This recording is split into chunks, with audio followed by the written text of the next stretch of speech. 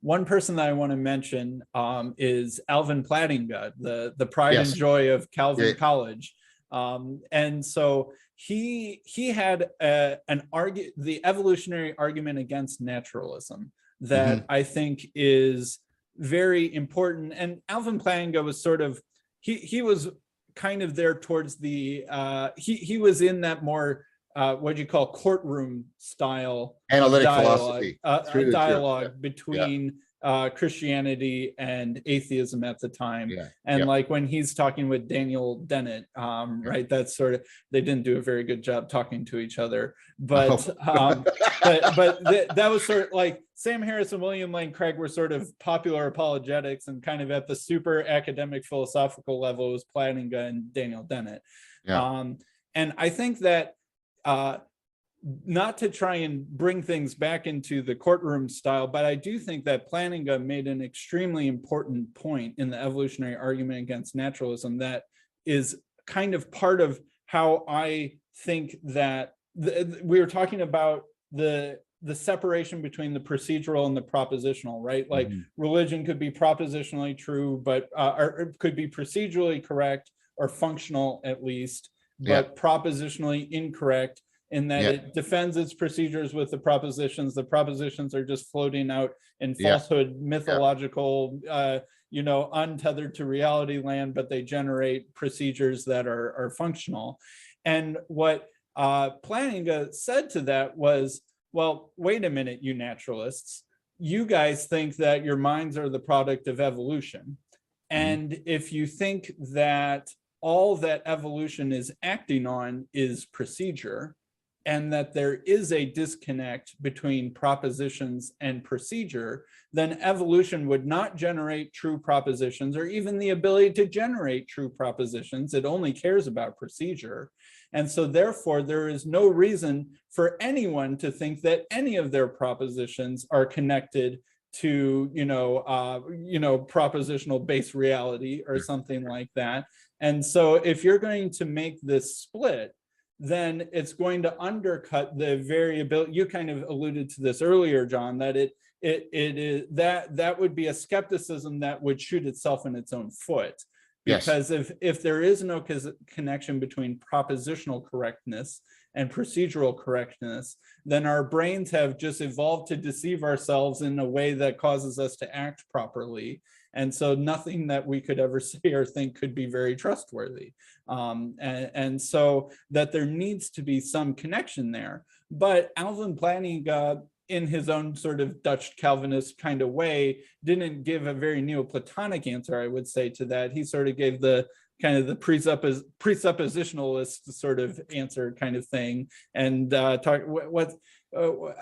basic factor, properly, things being properly basic, right? That was sort of his things and stuff like that. But I think that this is one of those things where Neoplatonism can help, I think, give a more thorough answer to why there is a connection between propositional correctness and procedural correctness. And it's sort of like what I was talking about with, polar bears and Mount Everest and forms and stuff like that. And that it has to be that there is a truth between what gets embodied, and the success of an embodied thing is a revelation about truth itself. Right? Well said. Well said. Hello, everybody. Welcome to another episode of Transfigured. I am very excited today. This is very special. I have two guests. I have John Vervaeke returning for his third appearance. And for the first time ever, I have Pastor Paul Vanderklay. It's funny, I told Paul that, this is the first time you've ever been on my channel, and he was surprised to know that, because we've talked so many times, but mainly over on his channel.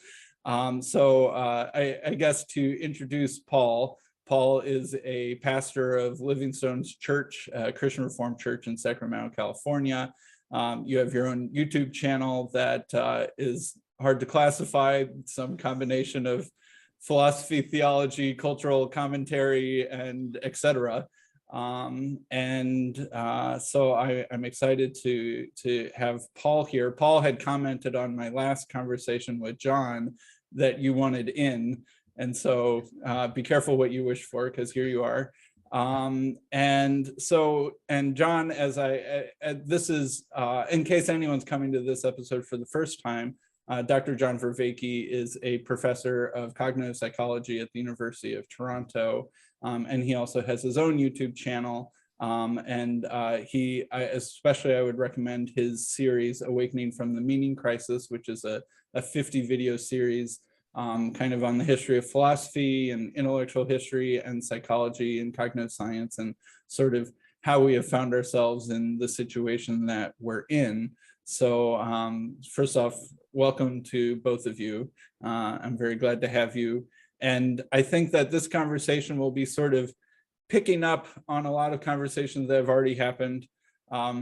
If you're just coming to this one for the first time, there's a decent amount of homework, but hopefully it'll be interesting as a standalone thing itself. But this is sort of in the stream of conversations that I've had with John, that John and Paul have had with each other, and also other people like Paul Anleitner and Jonathan Peugeot and a whole bunch of other people. So I sort of view this as kind of continuing in the stream of a lot of those conversations. So I guess to sort of give a little bit of background on things that we've talked about and lay the groundwork for what we could talk about this time. I feel like part of the conversation, the first conversation that John and I had was a lot about Neoplatonism. John self-identifies as strongly influenced and even somewhat in the Neoplatonic tradition. And I've had interest in Neoplatonism mainly to try and figure out exactly where the Trinity came from and why. And Neoplatonism has an important part of that story. But that was sort of my original reason for looking into it. But then it eventually became interesting enough in its own worth, I guess, to keep learning and exploring about that. And I think the interesting part that our conversations have revolved around is sort of the intersection between, I guess, science and especially evolution, and how that relates to Neoplatonic ideas in our current situation, and sort of bridging the gap between, I guess, science and faith a little bit, but also doing this in a dialogue where John is you call yourself a non-theist. You are influenced by and very knowledgeable of the Christian tradition, but you are not in the Christian tradition, whereas Paul Vanderklay, Paul Anleitner, myself, and Jonathan Peugeot are often sort of representing the Christian side of the dialogue in these discussions. But these dialogues are not debates. They're very much in the spirit of mutual learning and exploration. And I think that John, more than anyone, has done a good job modeling how that process works and what that looks like. And a good dialogue, it takes a little bit of difference to have a dialogue be interesting, but it also takes a fair amount of overlap for a dialogue to be productive, and it takes good faith for it to go in a positive direction and not a negative direction.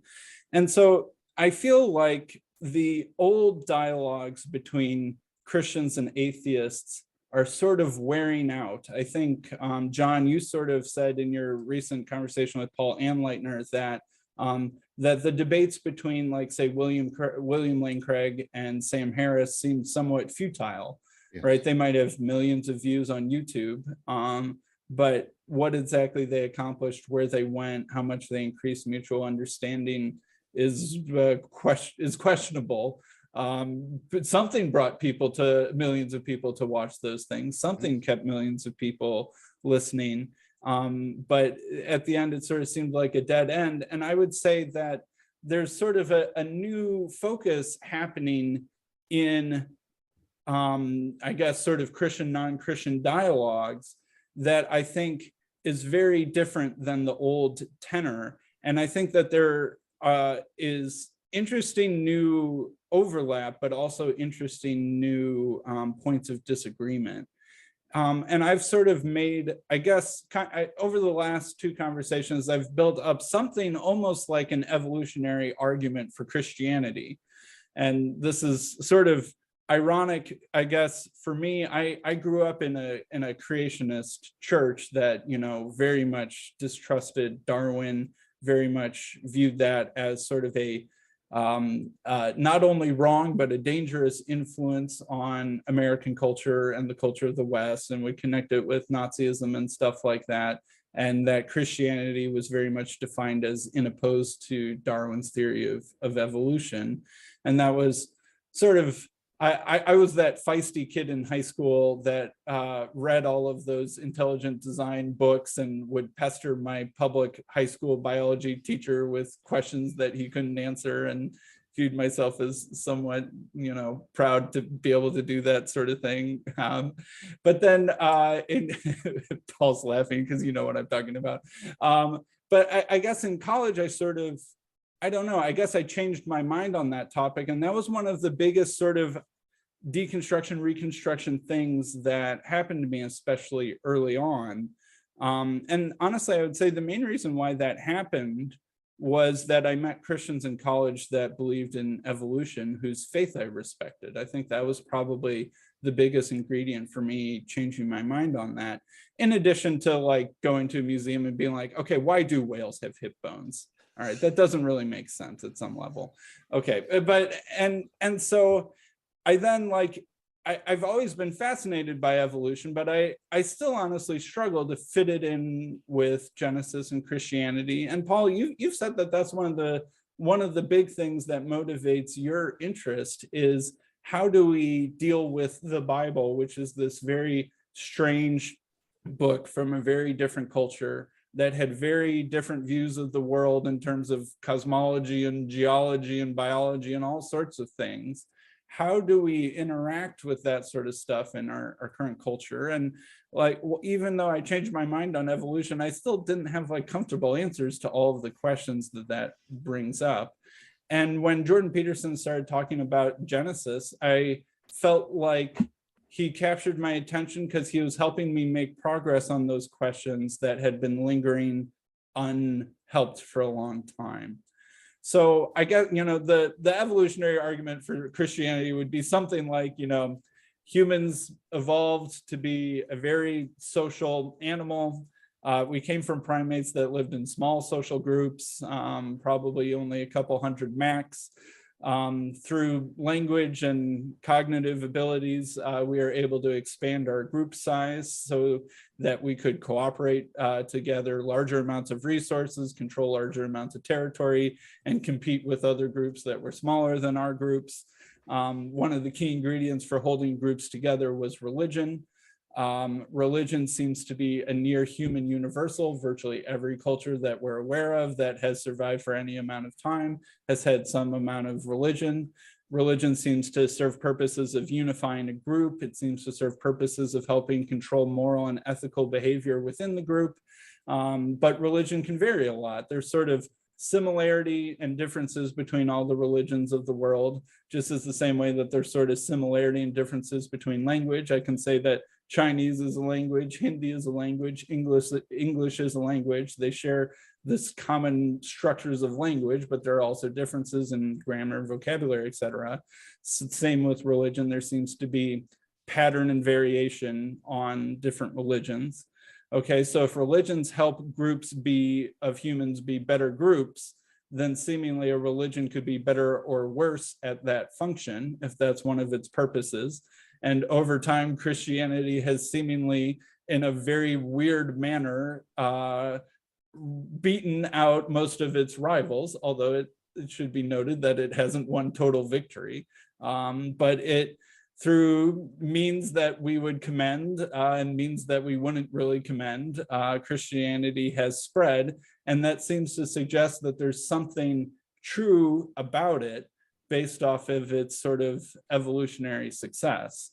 And that all humans seemingly have this religious hardware in their minds, and that it needs to be utilized and directed and organized somehow. And Christianity seems to be the best way of doing that we can see. So that would be something like an evolutionary argument for Christianity. And this is, I'm not unique in coming up with this. I feel like Adam Friended has said similar things. You can almost see the roots of some of this idea. Like David Sloan Wilson is an evolutionary biologist who has laid down some of the roots of kind of this idea that I'm working with, but it also has some weaknesses. So I feel like that's I feel like this is going to be something like the centerpiece of Christian, non-Christian dialogue and going forward.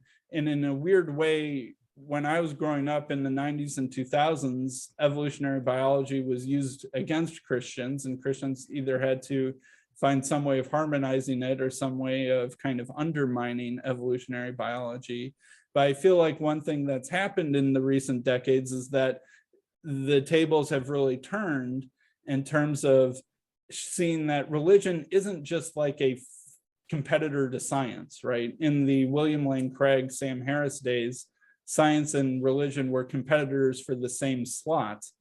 But if you expand religion to be more than just something that's truth claims about the universe, truth claims about cosmology and origins and stuff like that, but instead of it just being something that you state to be true, you say it's something that you do, it's something that you act out, it's also something that you do with other people, it's something that other people do with you, it's also something that competitor groups might do differently, then it changes the topic. And then I think that evolution was also overly narrowly focused on genetics and biology, and that it didn't have a good way of incorporating things like culture there was sort of a common belief that like evolution explained how humans got to 10,000 BC, and then from 10,000 BC onwards we're in history, and history is somehow decoupled or detached from the process of evolution.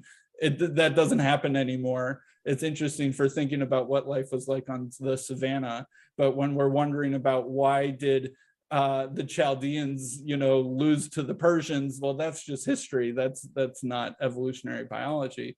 But I think that sort of idea is slipping away, and that that biology is having to increasingly focus on what you might call sort of the soft layer of human cultural transmission that is in our minds and in our behavior, as much as the transmission that's in our genetics. And that this sort of brings increasing focus on what exactly is religion, what is its role, and how does the success of a religion, what credibility does it give to the metaphysical claims of the successful religions by virtue of the fact that they are successful? Are they just sort of these self-deceptive mind viruses that accord fitness, but they do it in a way that has no connection to the truth of the matter? They just have a way of getting groups to behave in the way that causes them to succeed, even though they're basically fanciful, deceptive lies? Or is it that the groups that are successful because what they are saying is true? Or is it somewhere in the middle? And Brett Weinstein has distinctions between metaphorical truth and whatever the opposite of metaphorical truth is, literal truth, scientific truth, something like that. And so you could say religions like Christianity, they make up things like heaven and hell and all of this theology to kind of positively motivate and negatively motivate behavior and groups. And yeah, it works, but that isn't because heaven or hell is real or because Jesus rose from the dead. It's because these things hyperactivate or whatever motivate behaviors into doing what works, even though it's not based off of the truth of the matter. It's like a Santa Claus sort of thing, right? We use Santa Claus to scare our kids into good behavior for the couple months leading up to Christmas, and it has some amount of functional success, but it is not because Santa Claus is up at the North Pole, watching everything you do and keeping a list of who's naughty and nice, right? So I guess I'll stop my intro monologue there, but I feel like this is sort of the place where I feel like, or at least in my mind, these are the questions that I've been wrestling with, and I feel like John, you've been an excellent conversation partner in this, and I'm excited to see what Paul has to say, because I think, Paul, you won't be surprised by anything that I've just said. I feel like a lot of the arguments that I laid down are sort of in the air, and I'm just kind of collecting and trying to articulate them. So I'll pass the microphone to whichever of you wants to pick it up next after that. I'd like to pick it up next, because I think that there's an argument that's I've been working on. It's emerging, and I think this is now a place to try and see if you two can help me draw it out and assess its pertinence, its relevance, and perhaps its plausibility. And so I think the evolutionary argument for Christianity bumps into the problem that you said, Sam. And this is, Brett and I are supposed to talk, but we keep missing our calendars, refuse to intersect. And this is sort of Brett's notion of metaphorical truth. What metaphorical truth means, it's an acknowledgement without an explication of that there's multiple ways of knowing, and those ways of knowing work in terms of different standards of contact with reality. There's truth, but functions, you don't talk about if functions are true or false. You talk about if they function, are they powerful, do they intervene? So it's possible for something to be propositionally false, but procedurally or functionally powerful. And that, right, that's the gist of the argument. So part of what I think people are invoking when they invoke that distinction are the four ways of knowing, without adequately explicating their psychology and their epistemology, et cetera. So I think that invocation in and of itself, while promising, is still promissory, and it needs to develop this much more in order for that argument to get clearer. If you follow that out, you follow out the possibility that we could say things that are propositionally false that are functionally powerful. And then that means that there is no direct translation between the functionality and perhaps our metaphysical claims. I believe, Sam, that's the way you're articulating. So there is no clear inference. Look, Christianity works too, therefore Christianity is true. Any more than, look, the placebo works, and therefore it really is medicine rather than the placebo, right? We know that there is no valid inference there. But on the other hand, we should point out, well, but there's an issue. The issue is, it's not a good thing for your functionality, for your power and your truth to be disconnected from each other. One way of pointing to a lot of key problems in our culture is precisely the disjointedness, the uncoupledness we have between the pursuit of power and the pursuit of truth, for example, in our society. So leaving those two things disconnected, or perhaps even antagonistic towards each other, I think is very dangerous.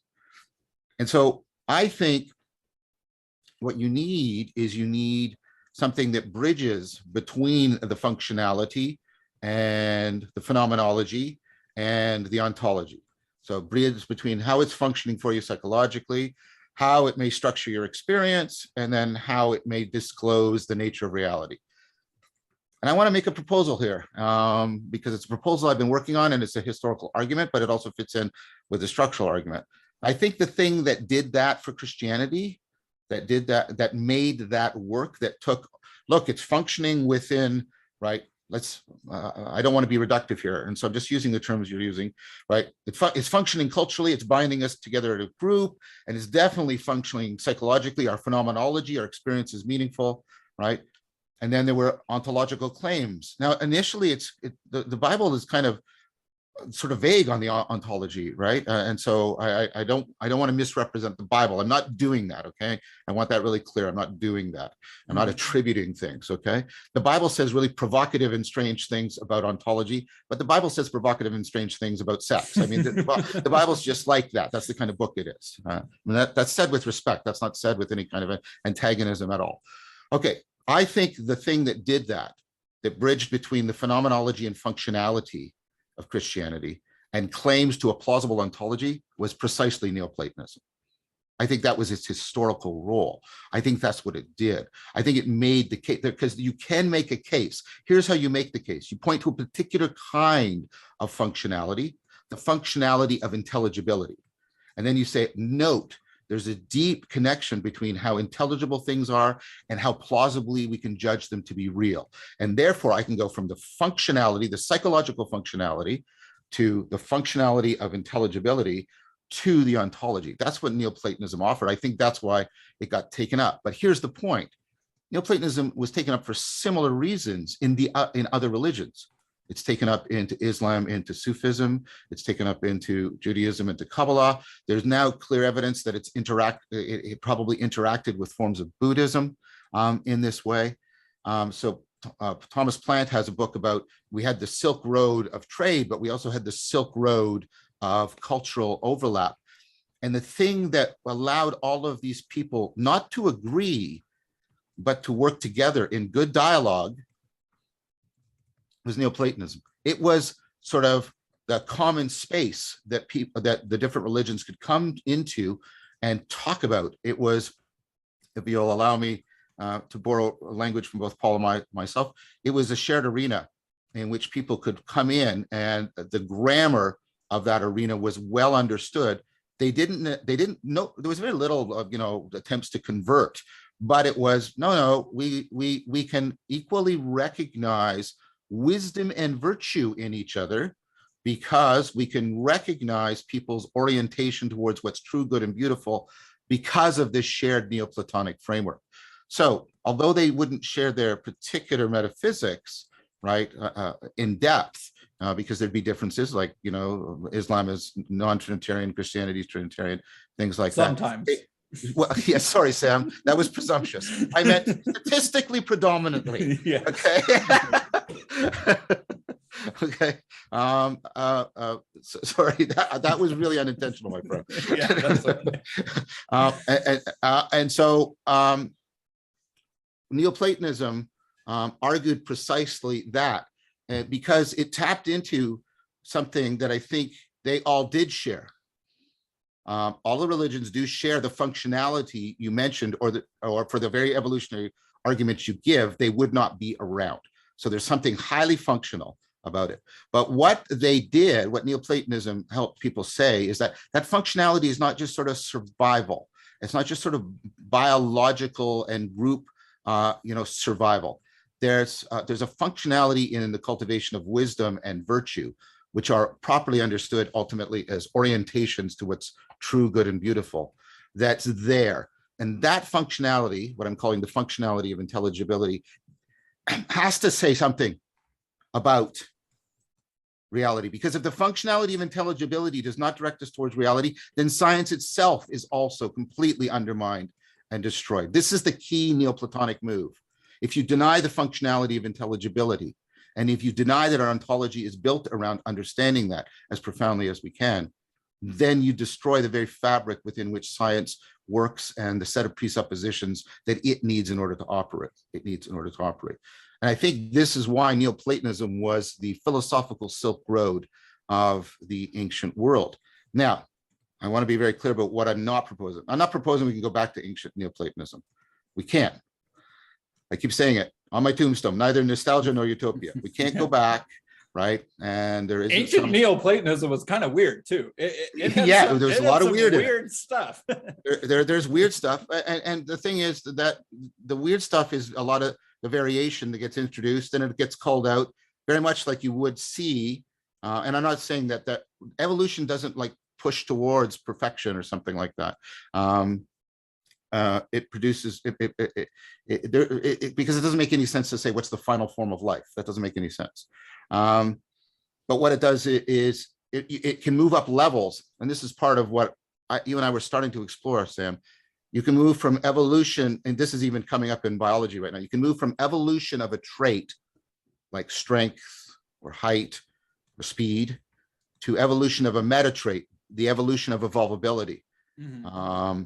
And what I'm proposing is that Neoplatonism was sort of had moved in that direction in a powerful way.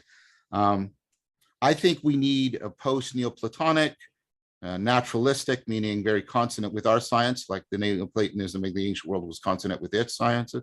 We need that. We need a post-nominalist, naturalistic Neoplatonist. So we're adding lots of N's and P's to our Neoplatonism. Now, what am I not proposing? I'm not proposing a totalitarianism of this. What I'm proposing is exactly this, that this is, if we could, first of all, this is something we could all craft together, because we could bring in variation and then put different selective pressures on it. If you allow me the evolutionary argument, we could do collective relevance realization, and we could build this new space in which we could carry out dialogos with each other. It's not an attempt to say, no, we're going to replace all the religions with this. That's ridiculous. But Neoplatonism seems to have proven that it has this functionality. It can enter into profound reciprocal reconstruction with other deep wisdom traditions and religions. It did it with Christianity. Interestingly, it did with Christianity, with Eastern Orthodoxy, and then with Catholicism, sort of independently, back through with Aquinas, right? It does it with Islam. It does it with Judaism. It looks like there's increasing evidence it did, and it is now doing it with Buddhism. You can see that also prefigured in the Kyoto school. I'm a little bit, I don't know enough of the history about Taoism and Hinduism. I do know that there have been fruitful sort of discussions about the relationships between things like Vedanta and Neoplatonism. Arthur Verse Lewis has said it's pretty much the spiritual grammar of the West. And one last note, it was the hidden driver behind the first scientific revolution, the Neoplatonic framework, especially Renaissance Neoplatonism, and also the second scientific revolution with Einstein and quantum mechanics. The Neoplatonic framework gave people that dojo in which they could develop, right, the new ways of moving in thought that allowed for the second scientific revolution. So I'm recommending that this is how we could bring all of this together, that Neoplatonism has had a history of providing what is needed, which is a bridging argument between the functionality and the ontology. It has a proven track record of doing that, both within the ancient religious world and even within the current modern scientific world. And that's the proposal I wanted to put on the table of how to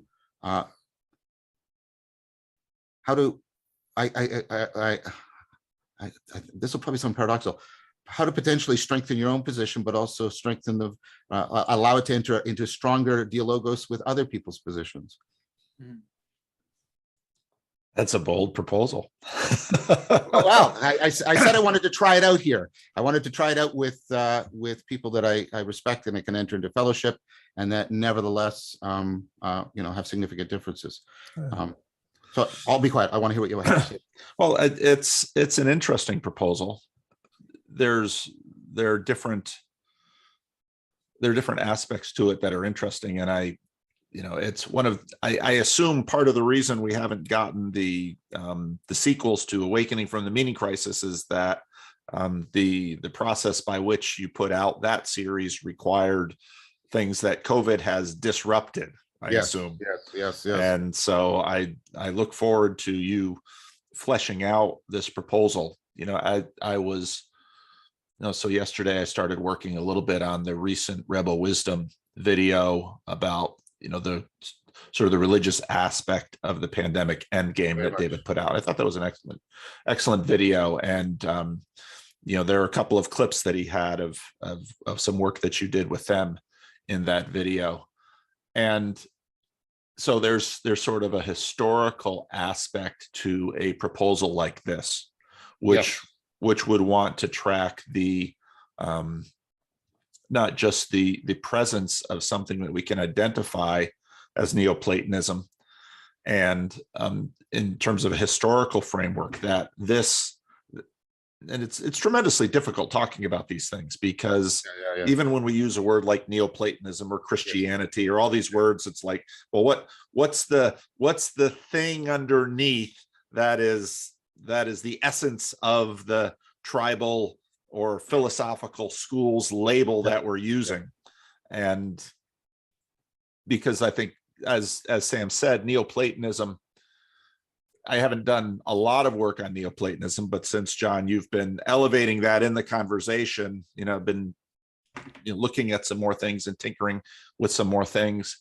It's in some ways the one way to think about it would be sort of the third instantiation of Platonism. There's let's say Platonism, and then Middle Platonism, and then Neoplatonism.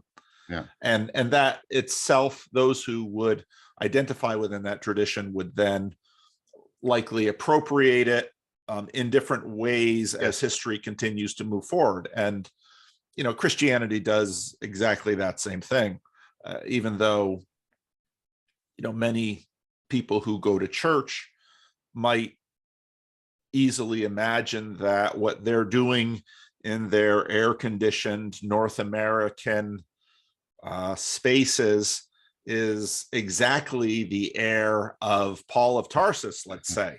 And even though I imagine that Paul of Tarsus lived in a very different world than most of us do today, but yet there's something, we imagine that there's sort of I was going to say a narrative thread, but that word gets interesting too. But there's somehow some thread that ties Jesus, Paul of Tarsus. And again, I had lunch with Jacob, one of our Hasidic Jew on the Discord server, talking about Jesus he loves, but Paul he hates. And, you know, Jacob so there's also loves Neoplatonism too. Yes, he does. So that's a very interesting proposal, and I'm quite excited to hear more. Yes, I understand it's promissory. No, I get that. And that's not, and there's no denying the significant role of Neoplatonism in, let's say, even my own sub-tradition of Christianity, which is the Reformed tradition, which very much leans on Augustine, of course. Yes, of course. So it's a very interesting proposal. And I guess my initial questions would be to more greatly define, if we could, what we're talking about with respect to the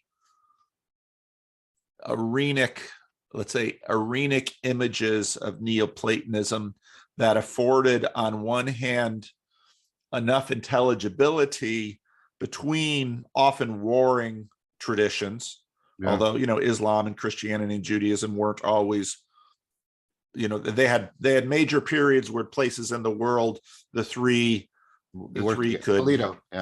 That's right. And because part of what challenges us in these conversations, and this is, so I just made a little introductory video that's releasing at the same time we're having this conversation this morning, but I didn't get a chance to the portion in that your conversation with Rebel Wisdom, where we get into, you know, we have a hermeneutic of suspicion. We get into all these two-level theories where on one hand we say, well, here's Christianity at the top with its narrative, with its tradition, with its ritual, all the things that, you know, three-dimensional historical human beings need to have the functional religion to afford the benefits that Sam just sort of outlined in terms of what religion has to offer. But is there something beneath the surface? And how we conceptualize that, we usually think of it as an idea. You know, lately I've been dabbling more with the question of a spirit, something a little bit more agentic that is sort of the thing underneath that is working. And then we're always then struggling to deal with the thing itself, the essence, versus how that then gets manifest in all of the cultural and historical dynamics that goes on in terms of how we flesh these things out in our performative lives. So that would be just an initial thought on the bold proposal. I like bold proposals. I think the world needs more bold proposals, but bold proposals in an environment where we are practicing this kind of dialogos, to me, is especially exciting, where usually bold proposals are met with, you know, hostility and anger and, you know, entrenchment. So I love it. Well, just before Sam replies, I want to say the boldness of the proposal is explicitly, and always should be explicitly, in the service of furthering dialogos. That is explicitly why I'm making the proposal, and I'm arguing that it has that explicit functionality, and so those two points are I think I'm arguing they're inseparably bound together. And the proposal is in the service of, well, how could we deeply, transhistorically, transculturally, transreligiously ground dialogos? Because we seem to be, and I'm not trying to be presumptuous or pretentious here, but there seems to be agreement about the value of this and the need for this. And so I just wanted to say that is part of the proposal. And this goes back to something, just remind about trying to replace the courtroom with the courtyard.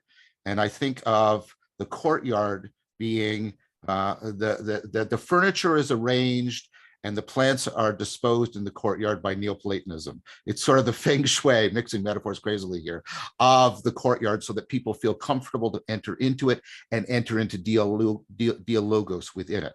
And I'm proposing that as a space alternative to the courtyard where we have adversarial debate as how we try to resolve these issues. And I think Harris and Craig, or Harris and even Peterson, Jordan, that was still taking place in the courtroom. Mm-hmm. It was a courtroom of public opinion, but that doesn't really matter. It was still the courtroom. And I'm trying to say, no, there is a deep way we can ground the courtyard and draw people in where they will be drawn into it and they will feel comfortable in it and they will feel enabled in it and they will be drawn into dialogos. So that's I just want to be clear. I'm happy to discuss, and even when it's appropriate, debate the arguments around it, but that is the intent. That's the purpose I'm proposing. Mm-hmm. Yeah, so on my YouTube channel, I've been doing a Church Fathers series where I kind of go through the early Church Fathers with my buddy Hank about once a month. And we are doing Origin of Alexandria right now. Yeah. And I've done 3 out of 4 of our videos on Origin of Alexandria. And Origin is fascinating because it seems to me highly historically plausible that he had the same philosophical teacher as Plotinus, and he and Plotinus met too. Yes, yeah. And they don't talk about each other very much. And maybe it wasn't obvious back then how important each of them would be. And but maybe it was, I don't know. But and Origen was actually, I think, something like 15 years older than Plotinus, if I'm getting my dates correct. But so I've been knee deep, reading books like Origins on First Principles. Shout out to Sherry. I'm going to order that and Origins Essential Writings, because I'm in the midst of trying to understand Maximus. The confessor, you can't understand Maximus without understanding Origin. Right. The connections are deep. So also, I'd recommend this translation by John Baer. It's the best, newest translation. The book's a little expensive and hard to come by, which is why I had someone send it to me from British Columbia. But I'd recommend that translation. But so I feel like I've been knee deep in this, and Origin is right there at the beginning. I mean, there are a couple of people who were Platonist philosophers who became Christians before Origen, like Justin Martyr and Athenagoras and a couple other people. But Origen is right there at the origin of sort of Neoplatonism and its real strong admixture and interactions with Christianity. And Jacob, who is mentioned by Paul, he's one of the main Jewish voices on Paul's Discord. He will say things like, I see a lot. He almost became a rabbi. He might have even been a rabbi for a while. I'm sorry if I'm mixing up your biography out there, Jacob. But he was also learned a lot about Kabbalah and the mystic tradition of Judaism. He will probably humbly say that he didn't know very much about this, but he clearly does seem to know a lot about it. But for him, he will make arguments like, I think that Neoplatonism was just a Kabbalistic lab leak into the pagan culture in Alexandria, and I'm not sure if we want to give the pagans credit for this. I think they swiped our esoteric stuff, and that's what Neoplatonism was, and actually it was Jewish. And the Sufis do the same thing, by the way. They talk Sufis about Plotinus, but Sufism was way before Plotinus. They make the same kinds of arguments. Yes. All right, and one could point out that one of the most prominent examples that we have of Middle Platonism is Philo of Alexandria, who is Jewish. And maybe it's just because we have his writings because Christians found him useful, and some of the other pagan predecessors to him were not kept down for the purpose of memory. But I would make a stronger argument. He actually helps move Platonism towards Neoplatonism. The idea that the forms are ideas in the mind of God, that's a significant move towards Neoplatonism. The idea that the patterns of intelligibility have a dynamic, a living structure, and are not just static, isolated things. That's a very important. I think he contributes. I'm not saying he's a Neoplatonist. That would be false. But I'm saying that move seems to be, whether or not he's the sole origin of that move, I don't know. But that move is important. So I think that, I think the connections are quite intimate. Yeah, and so I kind of, the general point that I'm making is it's not entirely clear whether Neoplatonism belongs to the pagans, whether it belongs to the Jews, or whether it belongs to the Christians. And I think the answer is that really it was a trialogue, at least, among a lot, and maybe even you could say a quadrilogue with a ancient Egyptian kind of mystical idea. Hermeticism. Yeah. It's also interacting with Gnosticism. Plotinus even writes one of his treatises on the Gnostics, and they're also, and no insult, Paul uses some language that people have clearly identified as Gnostics, the powers and principality language. So he seems to have encountered that too. I'm not saying he's a Gnostic. I'm not making that move. That's ridiculous. You're saying Paul of Tarsus, right? Yes, right. Yeah. Paul Vanderklay is. Paul Vanderklay is not beyond the Christian Reformed Inquisition. So no, I meant Paul of Tarsus. Sorry, Paul. I'm doing a lot of indirect. I think that's right. I do think that's exactly what I think I want to agree with, like in a deep way. That's why I was trying to evoke this notion. I don't like, first of all, Neoplatonism, and this is Paul Vanderklay's excellent point. It doesn't start and stop with Plotinus. It doesn't even start with Plotinus and end with Proclus or Damascus or anything like that. And it's going off at times in a pagan direction, in parallel with a Christian direction, in parallel with I'm not proposing any sort of straight like that. I hope well, thank you for pointing that out, because that's something that should be clarified. I was emphasizing the fact that it seemed to have this particular power of entering into deep reciprocal reconstruction. So I think when Neoplatonism and Christianity meet, I think it's like a genuine marriage, reciprocal reconstruction. The Neoplatonism is changed and Christianity is changed, and both towards their betterment, I would say, by the way. Very much a dialogical process. They both get to places they couldn't get to on their own. But I want to say that I would be prepared to make the same claim about when it enters into reciprocal reconstruction with Islam or with Judaism. And so I think what you're pointing to is exactly what I want to say. I'm not billiard ball model. You're hitting a chicken and egg problem, and I'm saying that's exactly the phenomena I want to highlight. That they're capable. It seems to have this functionality of doing this, right, with very profoundly developed systems of thought and practice, including science, the science of its day, the science of the 15th and 16th century, and the science of the early 20th century. That is what I'm proposing as it's a special appeal.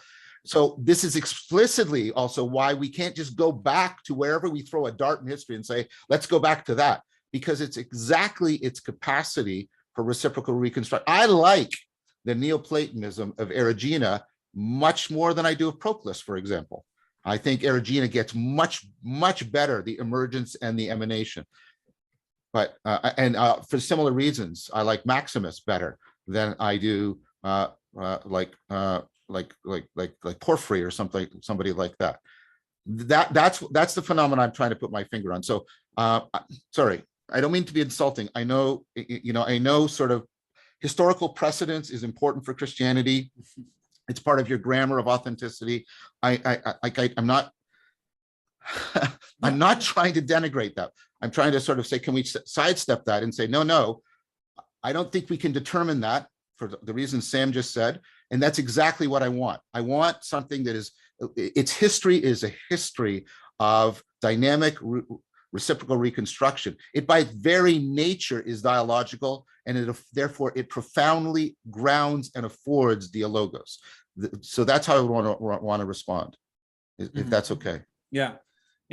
And so I think part of my response, and I don't even necessarily mean this as a critique, John, I bet that you'll probably agree with a lot of what I'm going to say, is that I kind of view Neoplatonism playing the role almost sort of like machine code does in a computer, but that it still needs a programming language kind of on top of it.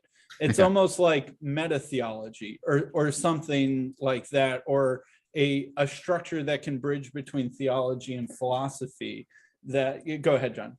Well, I was just going to say, I was going to use a metaphor you had come very close to when you were talking about different languages, which is something like, with lots of caveats around it for the cognitive scientists who might be watching, please, okay? Something like Chomsky's universal grammar. I've read a couple of really good books where people have said, maybe there's kind of a universal grammar of intelligibility and a universal grammar of spirituality, and possibly they tremendously overlap or they exact from each other. And I think that's a very, very reasonable kind of proposal. So if that's what you're saying, I think something like that, very much like that. You see, what's interesting is Neoplatonism needs some, his deep agree, it needs some, so even within what you could call paganism, it's looking around, and it glums onto the Greek mythology, and then it does all this work to try and salvage, right, the Greek civic religion, right, and make it much more personally transformative, or it hits something, and we don't know what, in Egypt, and becomes Hermeticism, right? It needs particularity. One of the things that Neoplatonism lacks in its purity is the particularity of an actual kind of religion, in the sense that I was talking about something that makes, informs, and sustains a group. I think that's exactly right. So another analogy I would use, and I used it already, is Neoplatonism is at the level of the evolution of evolvability, right?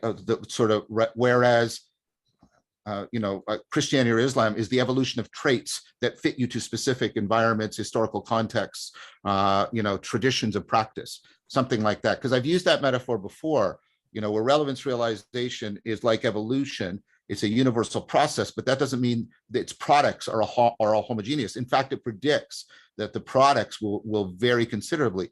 But it gives us a meta language from which we can stand back and say, you know why that functions by doing this, that functions by doing this, that functions by doing that. But here's why here's the source of functionality itself.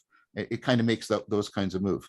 That's exactly what I want to do. I want to say, okay, right, if we think that there is a shared look, and I think you agree with this, the evolutionary argument has to agree that to whatever degree other religions are surviving and spreading, they also have a profound functionality, right? So can we is there a code, a meta language, a universal language by which we could understand, how functionality can connect to reality? Because this is the problem with the metaphorical truth argument. The metaphorical, it functions, but it's like, but like I said, if you keep truth and power disconnected, your ontology fragments in a deep way. Yeah. Sorry, I think I'm just repeating myself. I apologize. No, that's good. I think that Neoplatonism was sort of helping describe something that was already there, right? It's sort of like there's structure and variation, right? Yeah, yeah. Evolution has this, like lots of things have it, like music has this, like the Yes. blues, what makes a song a blues song? Well, there's structure, but there's also a seemingly infinite variation of possible blues songs. There's Yes. something that unites them, structure. That structure affords variation, and that's why you don't just listen to the same blues song over and over again, right? You know, and in the same way, language is that, like, right, you know, Chomsky like grammar. I know Chomsky is controversial, and I presume that's why you're putting some caveats before introducing him. But basically, there's some structure that affords the ability to have language, but then there's also lots of variability on that. And then I said the same thing. Religion seems to have something like that structure that allows you to be like, well, that's a religion, that's a religion, that's a religion, right? You're recognizing the underlying structure that makes them all the same thing, but there's variation. And that Neoplatonism seemed to be giving propositional articulation to what some of that structure was. And then once you have done that, that gives you greater clarity and leverage and degrees of freedom to interact with that in a more mindful and knowing way. Yeah, I want to add one thing to that, which is, in addition to doing that with religious systems, allow me to use system in a very like even organic dynamic way. It was also capable of doing that with other philosophies and the best science of its day. Right. Mm-hmm. So it's getting at something deep. It's getting at like it's kind of the grammar of intelligibility that is presupposed by both our knowledge projects and our wisdom projects is one way I'm trying to think about it right now. And that, right, that allows us to say to which, okay, please take this very charitably, because I'm really exploring this. The degree to which, right, it marries with Christianity is the degree to which it can afford Christianity the ability to go from functionality to ontology, to make claims, right? Now, I understand Christianity was making claims about ontology, but what I mean is making claims that aren't tied to your allegiance to Christianity in order for them to be understood as viable and plausible. Mm-hmm. I mean, this is precisely, I think it's fair to say this is precisely why a lot of people, you know, Augustine and Origen and Pseudo-Dionysius, it's precisely why they take up a Neoplatonism. Is precisely because it served that, and this is a controversial word, and I mean something more than it has come to mean, but it served that apologetic purpose. It served a way, it made, and this was important to do, it made Christianity intellectually respectable. It said, no, everything and you know, you even see this in the Bible with Paul of Tarsus, right? What you're looking for, we are the culmination of it. Augustine easily presents Christianity that way, as the continuity and the growth of philosophy. He doesn't present it in, as far as I can tell, in any other way. So that's what I'm trying to, but I'm saying it also can do this for science. It can do it for Islam. Like, this is why I'm especially attracted to it, because of this. First of all, it's sort of, I want to call it its meta functionality, its ability to generate functionality, like you've been saying, Sam. And precisely because it is metafunctional, it can bridge between our merely metaphorical truths of functionality and our literal truths of ontology. That's the argument I'm trying to make. And I'm talking way too much. So I don't think so. I don't think so either. Okay. Well, conversations are not evaluated by the balance with which the partners. It's not a matter of the number of words; it's a matter of which words. Yeah. Which. So C.S. Lewis, in a letter to one of his dearest friends, when Lewis was coming into his urn, he was writing to Arthur Greaves. I bumped into this because I used it in a sermon recently. You know, talked about real things, and of course, Lewis was deeply Platonic. Lewis was a Platonist. Talked to Arthur Greaves about real things, and when he said real things, he said things such as, you know, an apple is a real thing, and in some ways, part of the struggle we work with in this intelligibility, of course, attempts to connect, what I often call in terms of the two registers. Yes, yes. The world above and the world below, heaven and earth. I mean, how much of this mapping is just so simply perennial? And part of, intelligibility is always going to have to account with history. And history, in a sense, is both the particularity, and I'm glad Sam mentioned that, but also the recursive, the pattern. Yeah. Yes. Yeah. And the rhythm and the melody. Well, yeah, and the event, the event, and the what the video I'm thinking of working on today actually works on your part in that rebel wisdom thing, and pulls that into some Northrop Frye and then a New Testament scholar that has an interesting lecture that someone sent to me. But ideally, then what I would imagine is whatever it is this is where our labels are always so difficult, but we'll use Neoplatonism as a sort of a good label to say, okay, this is a bridging label because we can see its relationship to, there's something that we've for a very long time been identifying as Neoplatonism that seems to be a bridge between all of these different functional religions that help individuals and communities map the particular and the recursive, the upper and the lower registers, and is something that is functionally cohesive for let's say narrative navigation. Because what we see with fully formed religions is that they sort of have the whole stack. You need a narrative, so again, when Lewis became a theist, which is probably for Lewis to the degree that his Platonism really took hold, as opposed to the skepticism. Speaking of people very strongly influenced by Neoplatonism, C.S. Lewis also loved Neoplatonism and was very aware of all of that stuff. Oh, yes. But so then when Lewis had to, of course, as an individual in history, in time, recognized that he could be an Oxford scholar and be a Neoplatonist and sort of float up here, but he recognized that he needed religio. He needed practice. Yeah, very much. And so then he looked around and said, okay, well, what's on the menu? And eventually he sort of came to Christianity or Hinduism, and eventually opted for Christianity because he said, I wanted something that seemed to have the most continuity between the village and the scholar, for Lewis, of course, being a scholar himself.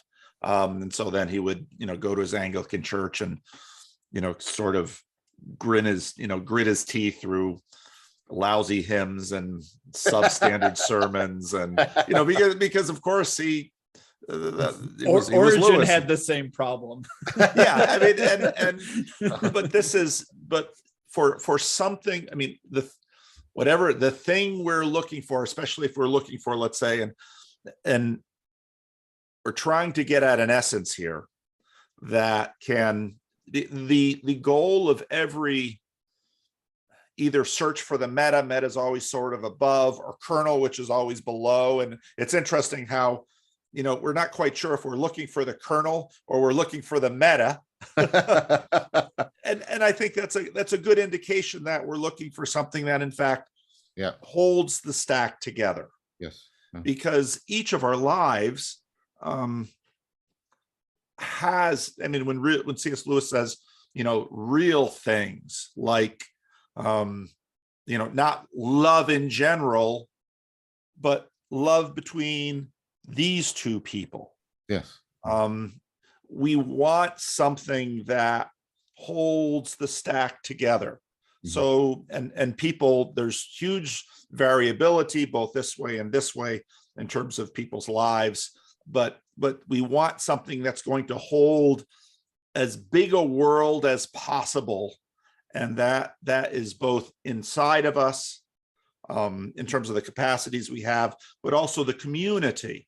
Yes. So that the community can, so that's both the internal scaling and then the communal scaling. And so, you know, I like your proposal, John, for a variety of reasons. And that's why it's okay if you talk more than we do in this conversation, because you've presented something bold, but it's certainly got a lot to say for itself, given the historical record that we have, and also, you know, some of the philosophical credentials that it seems to possess.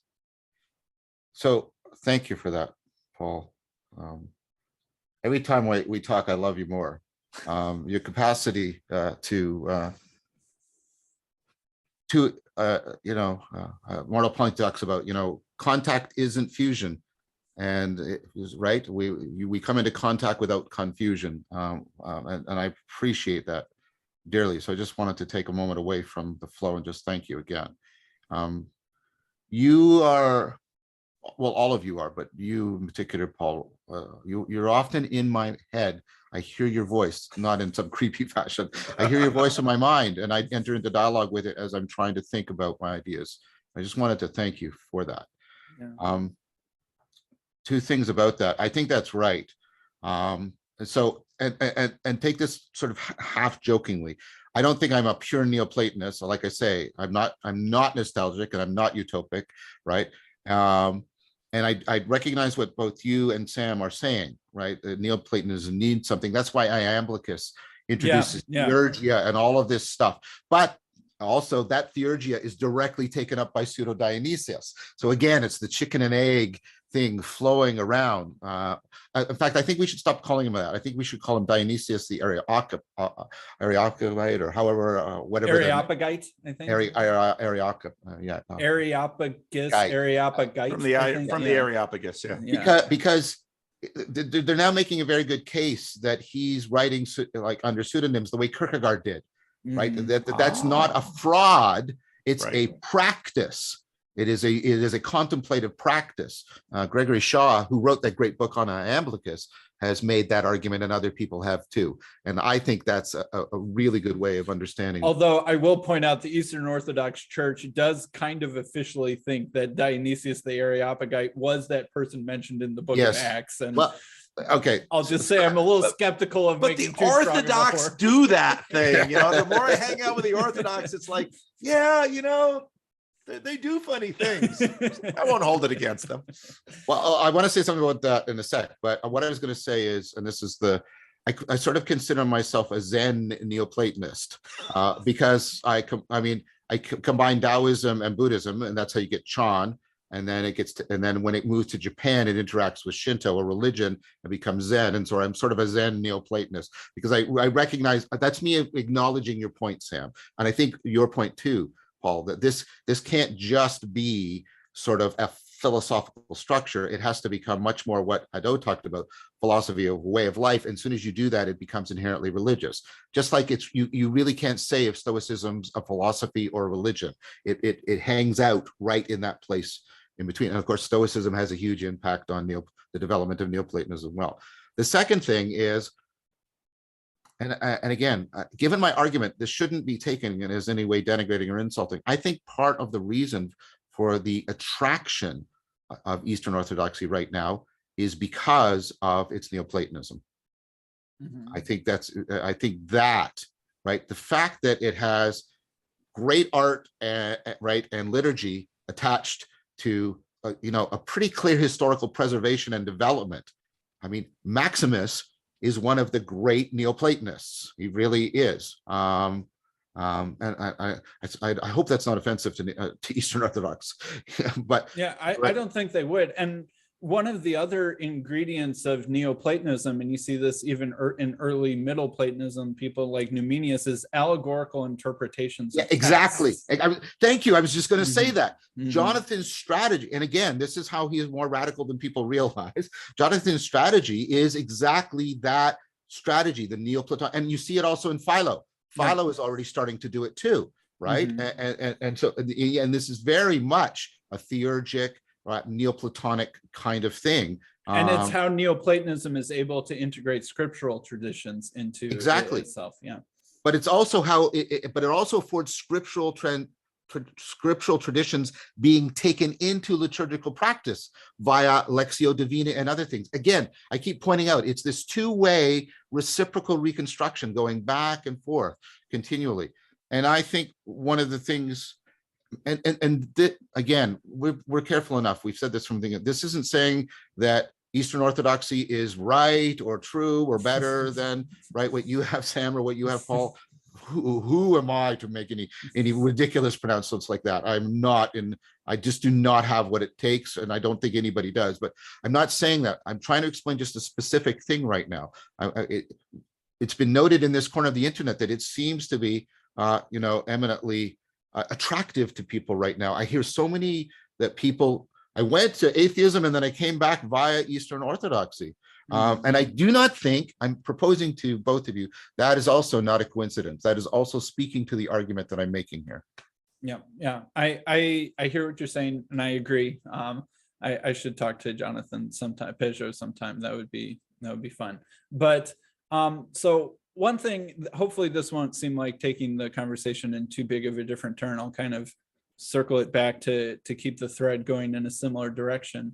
One person that I want to mention is Alvin Plantinga, the pride and joy of Calvin College. And so he had the evolutionary argument against naturalism that I think is very important. And Alvin Plantinga was sort of, he was kind of there towards the, he was in that more, what do you call courtroom style analytic dialogue between Christianity and atheism at the time. And like when he's talking with Daniel Dennett, right, that's sort of, they didn't do a very good job talking to each other, but that was sort of like Sam Harris and William Lane Craig were sort of popular apologetics, and kind of at the super academic philosophical level was Plantinga and Daniel Dennett. And I think that not to try and bring things back into the courtroom style, but I do think that Plantinga made an extremely important point in the evolutionary argument against naturalism that is kind of part of how I think that we were talking about the separation between the procedural and the propositional, right? Like religion could be propositionally true, but or it could be procedurally correct or functional at least, but propositionally incorrect in that it defends its procedures with the propositions. The propositions are just floating out in falsehood, mythological, untethered to reality land, but they generate procedures that are functional. And what Plantinga said to that was, well, wait a minute, you naturalists, you guys think that your minds are the product of evolution. And if you think that all that evolution is acting on is procedure, and that there is a disconnect between propositions and procedure, then evolution would not generate true propositions or even the ability to generate true propositions. It only cares about procedure. And so therefore, there is no reason for anyone to think that any of their propositions are connected to, propositional based reality or something like that. And so if you're going to make this split, then it's going to undercut the variability. You kind of alluded to this earlier, John, that it is that would be a skepticism that would shoot itself in its own foot. Because if there is no connection between propositional correctness and procedural correctness, then our brains have just evolved to deceive ourselves in a way that causes us to act properly. And so nothing that we could ever say or think could be very trustworthy. And so that there needs to be some connection there. But Alvin Plantinga, in his own sort of Dutch Calvinist kind of way, didn't give a very Neoplatonic answer, I would say, to that. He sort of gave the kind of the presuppositionalist sort of answer kind of thing, and basic factor, things being properly basic, right? That was sort of his things and stuff like that. But I think that this is one of those things where Neoplatonism can help, I think, give a more thorough answer to why Yes. there is a connection Yes. between propositional correctness and procedural correctness. And it's sort of like what I was talking about with, polar bears and Mount Everest and forms and stuff like that.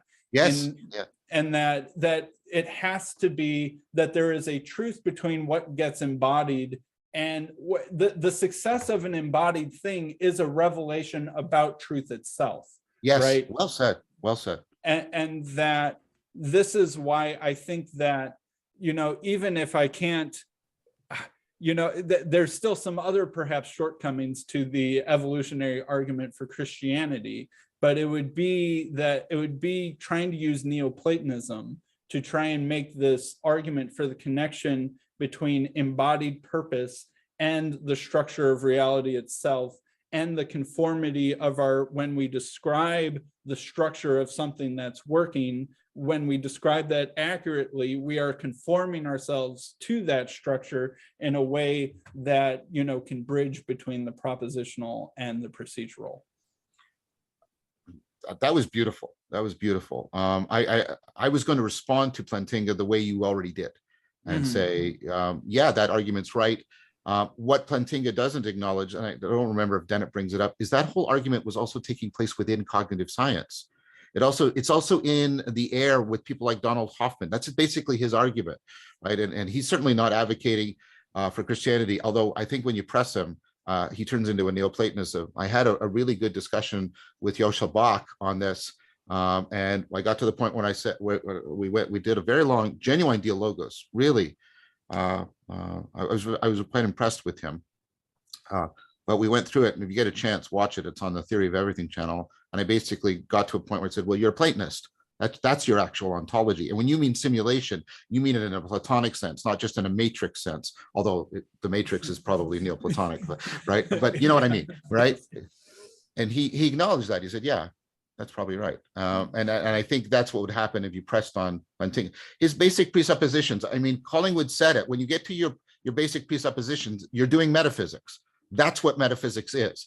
And the meta presupposition is that the grammar of your intelligibility, because that's what your presuppositions do, must connect in some important way, be in contact, not homogeneous, but conform to the structures of reality, or all you have is solipsistic skepticism, which undermines the science that you used to make the bloody argument in the first place, yeah. Right? And so I totally agree with all of that. This is why I've been saying, right, that naturalism is not, naturalism has to re-understand itself, not only as that which is derivable from the sciences, but that which is necessarily presupposed by the sciences, including cognitive science. And that leads me to the point you made. One of the things we're now realizing, I would argue, is the centrality of embodiment to cognition and to making sense. And this is one of the ways in which I explicitly reject classical ancient Neoplatonism, because it had a horrible attitude towards the body. And that is one area in which I think it got things wrong. I think it confused the body with the having mode, and it made all kinds of confusions around this that are no longer relevant or pertinent.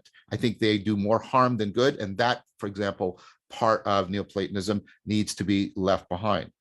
So very much, I'm in agreement with what you said. I think if you press on things like Plantinga, not things, sorry, I meant his argument, but if you press on people like Plantinga about their arguments, you'll get to a Platonic, Neoplatonic kind of thing.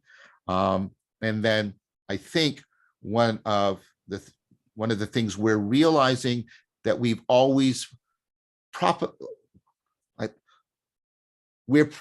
propositions presuppose the space of procedural knowing. That's how we move between our propositions, or else you get you try to fill all the space between propositions with propositions, almost like the Neoplatonists trying to fill all the spaces in their ontology. No, procedures are not propositions. They're the space with how we move between sets of propositions. But we also move between skills within perspectives. And we also move between perspectives within identities. And I think we're what's happening right now, I'm getting to the point, is we are, I think, uncovering, back to the 4 kinds of knowing, we're uncovering how deep the propositional network is, how deeply down it goes. And I would therefore argue that Neoplatonism talked about these, but we could do a much better job than ancient Neoplatonism did about disclosing the depth of our presuppositional network. And by the way, even saying that's hard because the presuppositions are not propositional, right? But that's the language I have to use, right?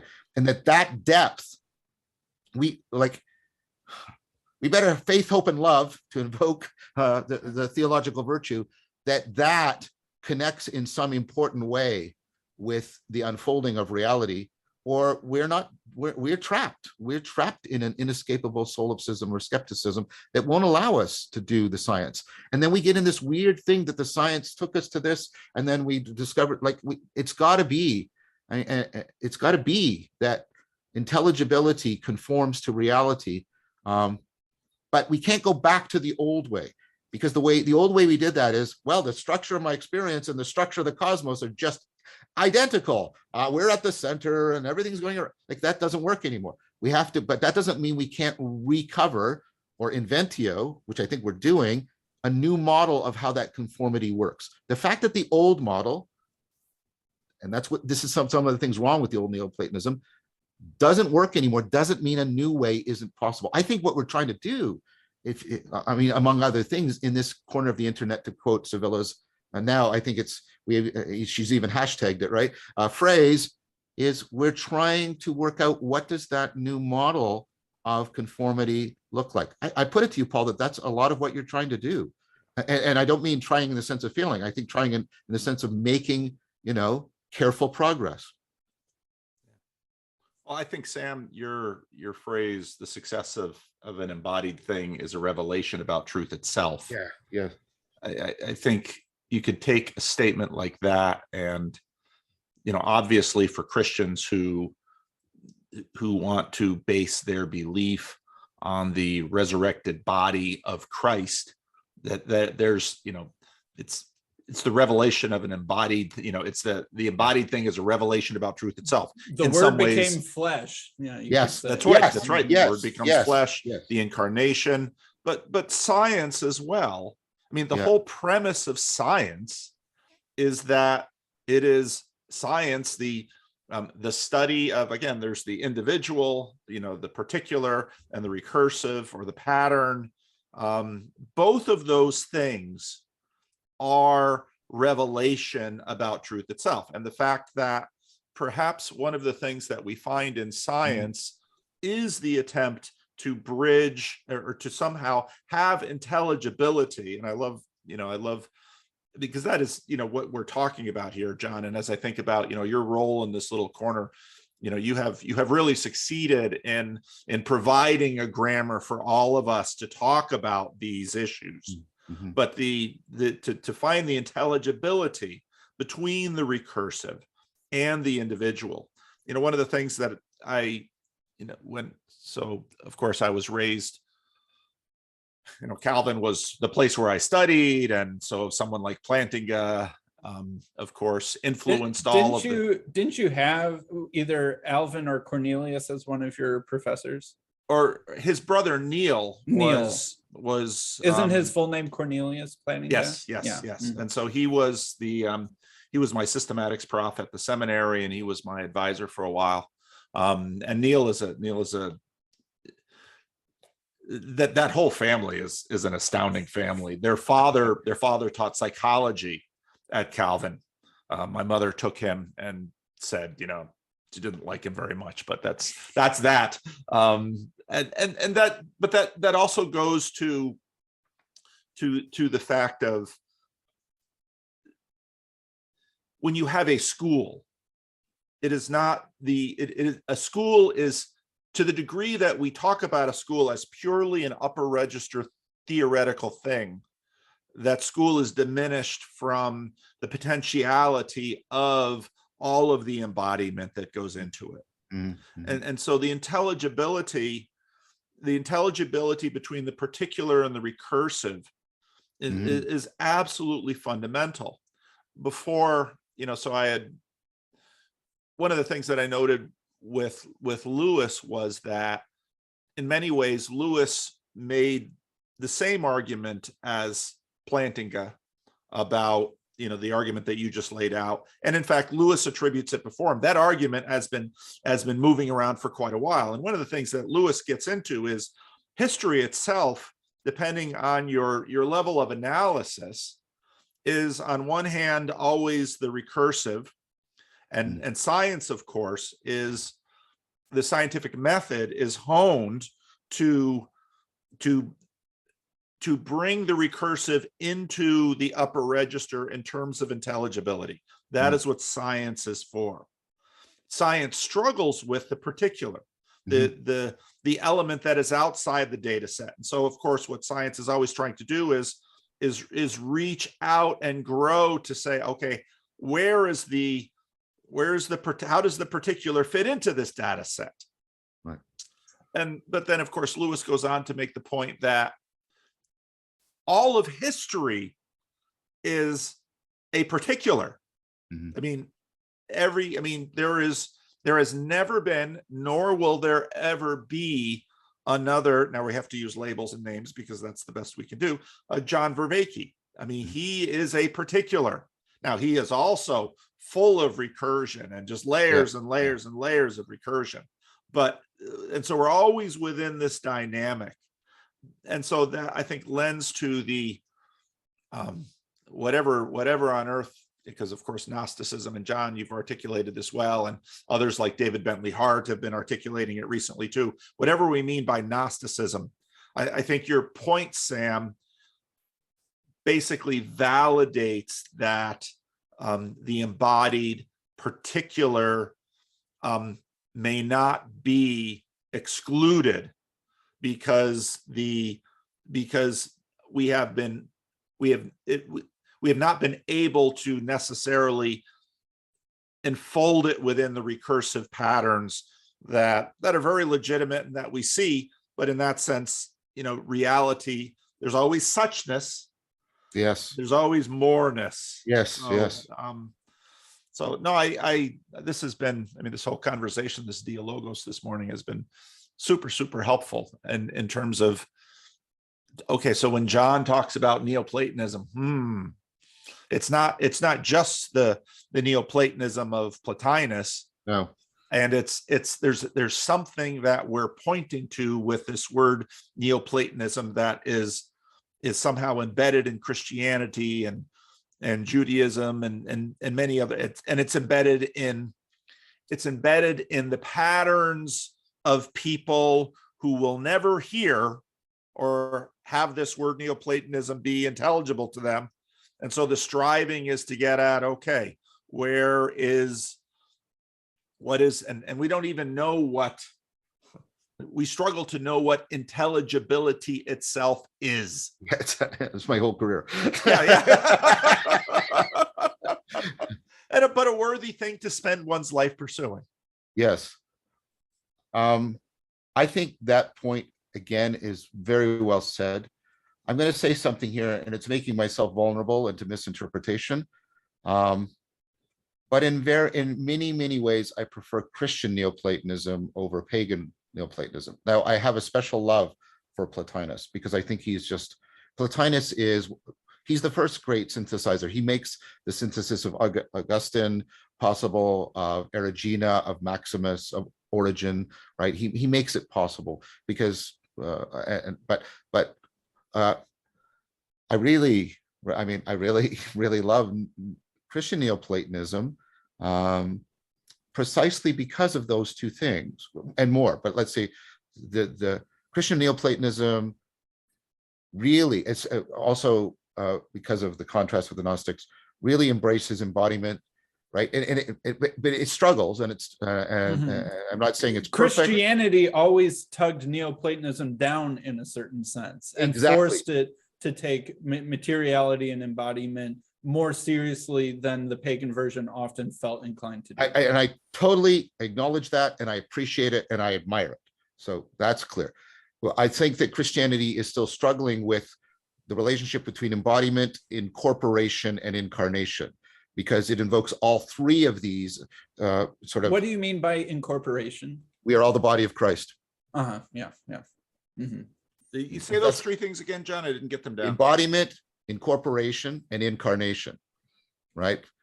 Because they're related. I mean, the incarnation was some kind of embodiment, but presumably it has a kind of particularity to it. But like to your point, Paul, it has to somehow have a profound particularity and a profound universality, right? And so, right? And then, like I said, incorporation, which is somehow distributed cognition, has a distributed body that is somehow also related to the embodiment of each and the incarnation of the logos. And I'm not going to say anything more. I'm just saying that I see that very much something that is still, we're like trying to get worked out, especially right now. Jonathan, for example, is talking a lot about incorporation and its relationship to incarnation, and he's Jonathan Pajot, right? And so I see that. So, but Christianity does that, and it anchors Neoplatonism to the earth and to the fertility and fecundedness of the earth. Totally. And the goodness of the earth too. And the goodness, well, that's what I was trying to allude to. Yeah, the goodness of the earth, precisely because it's generative beauty. But also because of Christianity's ability, and you can see Platonism, Neoplatonism struggling with this. It's trying to, Socrates started this, and you can see Plato and they keep trying to stretch Eros and transform it, and they're doing it. But then Christianity comes in and says, you know what you're stretching towards? You're stretching towards agape. That's what it is. And it says the logos and the agape are what, and I think that was an innovation that Neoplatonism was seeking, but pagan Neoplatonism was seeking, and couldn't quite generate it within itself. And so those two things, I think, make me appreciate and spend more time in Christian Neoplatonism than I do nowadays in pagan Neoplatonism. For that reason. One more thing to get back to the point Paul made. The point I made in Rebel Wisdom, and I've made it in another, I think who else I can't remember who I was talking to about this. I apologize. Well, about the hermeneutics of suspicion versus the hermeneutics of beauty. Right. The hermeneutics of suspicion is, right, it's born from the godfathers of postmodernity. This is a Ricoeur's point. It comes out of Freud and Marx and Nietzsche, right? And they are so now what we do is we suspect everything. There's a hidden motive, there's a secret agenda, there's a conspiracy. And the moment of truth is the moment where we uncover and we reveal, j'accuse, where we reveal, right, the conspiracy. And the propositions are trying to deceive you into getting you to do the procedure that it wants. Yeah, exactly. And this is prevalent. And then the point it goes all the way back deeply into Plato, and you can see it running through into Hegel and Merleau-Ponty. Merleau-Ponty makes it really plain. He says, pay attention to, you cannot point to something as an illusion unless you're standing in something you take to be real. Illusions are parasitic on experiences, meaningfully structured experience, that you take to be in conformity to reality. Right. It makes no sense to say it's all an illusion. That's like saying everything's tall. Right. Like when Daniel Dennett says consciousness is an illusion. Well, and who's it an illusion to, and where is the illusion happening? Yes. Right? Isn't illusion a conscious experience? Yes. Yes. Yeah. It's like there's no illusion in physics in the sense of an ontological entity. There's mass and energy. Oh, and look, there's illusion, and you measure it. Like, that's ridiculous. Okay, yeah, all of those moves I think are like mistaken.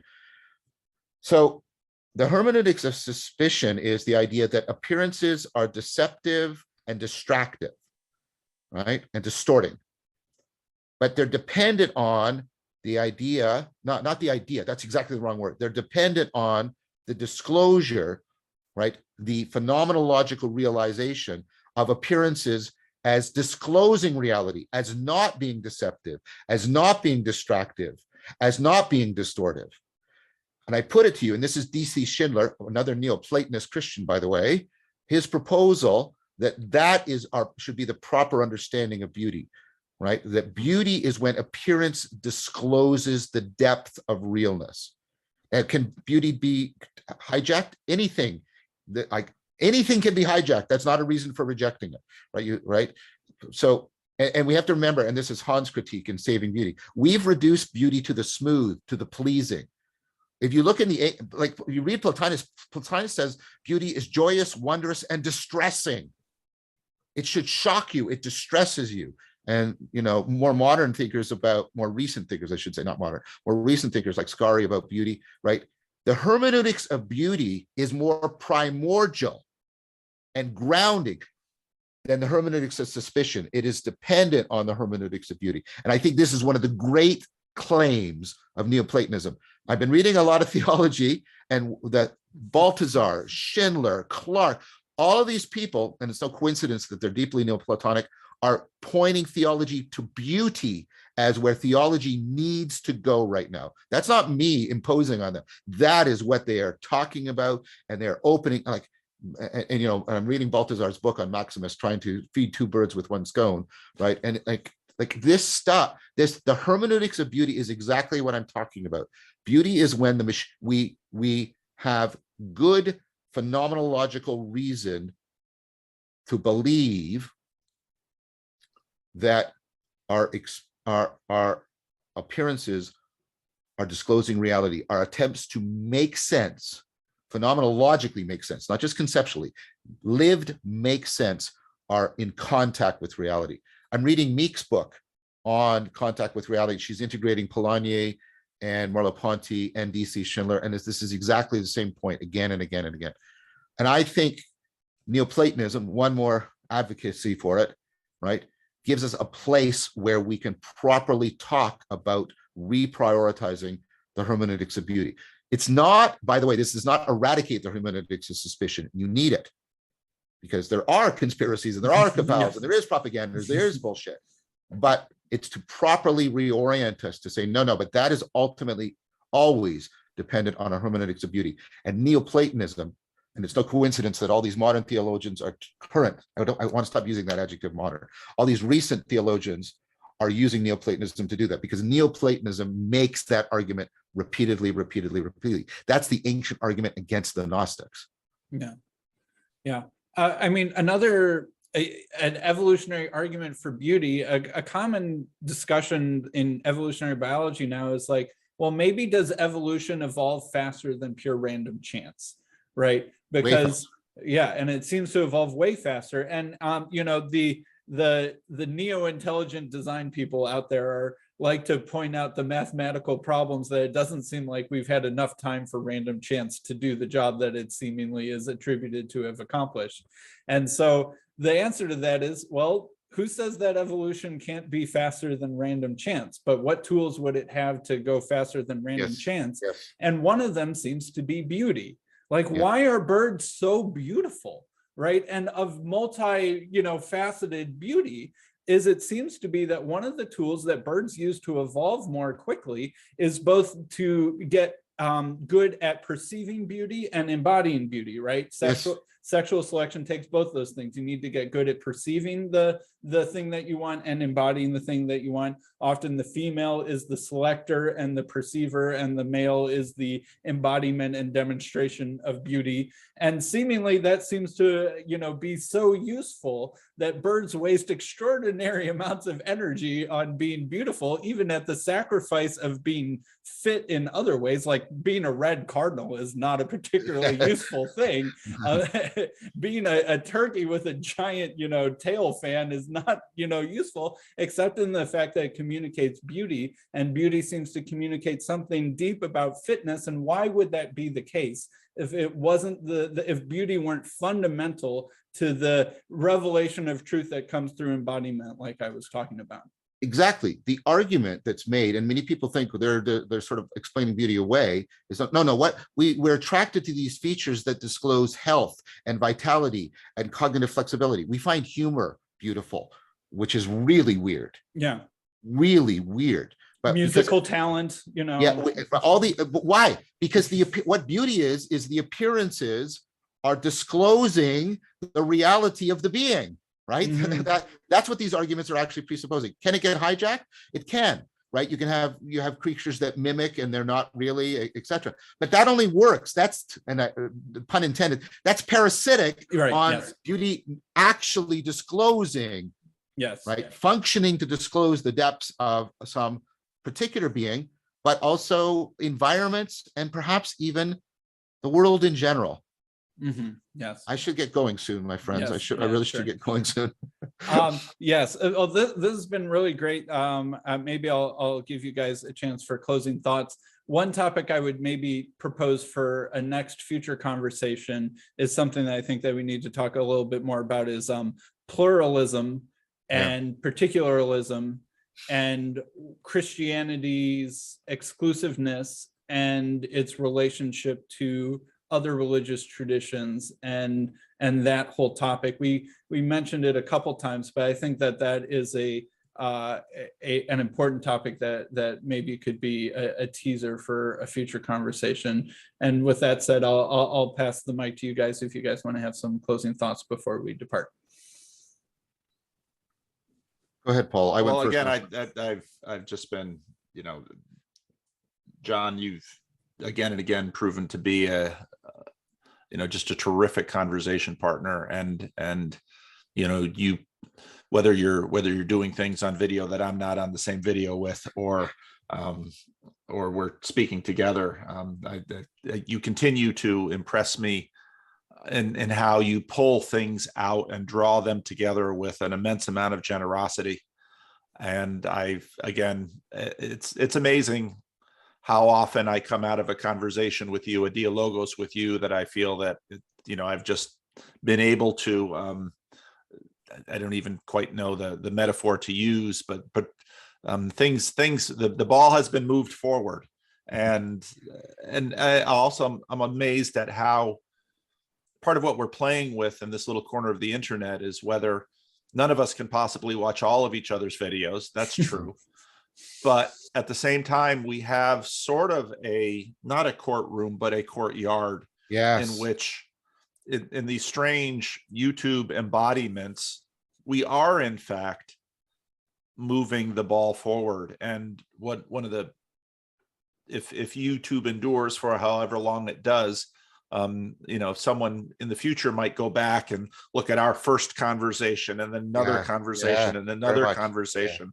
And so again, I see, the particular and the recursive. And so, every single one of our conversations are particular, and you and I are particularities, with a degree of overlap and a degree of disconnect. But along the way, I just feel tremendously grateful for having the opportunity to get to play as we've been playing. And so I just want to thank you both. Well, I want to thank both of you. It's always a great pleasure. And I think there's often beauty when you and I talk, Paul, and that kind of beauty that draws us deeper.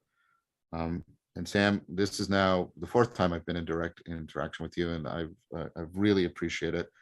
You brought a tremendous amount of insight into this, and I found genuine dialogos for me. I found I was getting to places in what I was thinking and seeing that I couldn't have got to on my own, and I really appreciate the collective reflection. I'm happy to come back, Sam, for your proposed conversation. I think it's a conversation that is fraught and therefore has to take place within established fellowship, because if the fellowship isn't there, it quickly polarizes people. And I suspect, and I aspire that we will, of course, we won't agree, but I think we will, again, to use Paul's nice metaphor, I don't know which game we're playing, but we'll move the ball forward. And I think, I suspect, although not the hermeneutics of suspicion, but I suspect that ability to move the ball forward, the enactment of that is going to be more of the answer to the pluralism, exclusivism problem than any proposition that we managed to propose. And I'd like to see if we can bring that aspect into the conversation. Like I said, maybe the real existence of the courtyard is the answer to that problem, rather than some final theoretical conclusion about it. It might be that we could, I mean, this is a Tillich or a Kierkegaardian point. I'm reading a lot of Kierkegaard and about Kierkegaard right now. Carlyle's book on Kierkegaard, just like her book on Spinoza, was astonishingly brilliant. Spinoza's Religion, I keep recommending it. Yeah. Her book on Kierkegaard, Restless Heart or something, brilliant, brilliant. Because Chris and I are going to do a series on Socrates and Kierkegaard very soon. We're working on it right now. But Kierkegaard's proposal that the answer to many of these is to live out a kind of tension, a kind of paradox that we can't, if we seek to resolve it, we always end up deforming something and making ourselves inhumane in a profound way. I'm not saying that I'm saying that's just uncritically right, but I want that perhaps brought into that conversation, that proposal. Obviously, we're going to discuss, and there's going to be lots of theory flying around, but I'm wondering if the enactment of the courtyard is how we properly respond to that issue, rather than saying, here is the blah that will like prove once and for all that Christianity is the one true religion, or prove once and for all that there is no like blah blah blah, that kind of thing. Yeah. I mean, this is a way of trying to develop an idea I've had before about, you know, a different model of the evolution of relevance realization, rather than trying to come to some final place. That's why also not utopia, not nostalgia, but also not utopia, right? So No.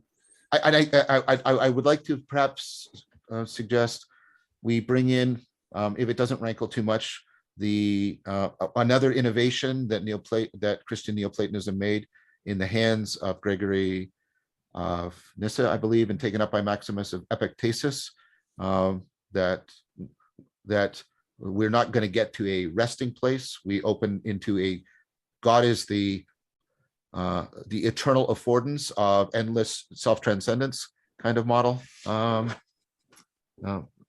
Maybe. Yeah. Anyways, that though, so great pleasure being here. Definitely committed to making it back here to another Dialogos about that topic, and making a request that we consider the enactment as a significant part of the answer to that, as to any particular propositions we might come to. Mm-hmm. Well, I just want to say thank you. That was really beautiful, John. John, I feel like I've learned a lot from you.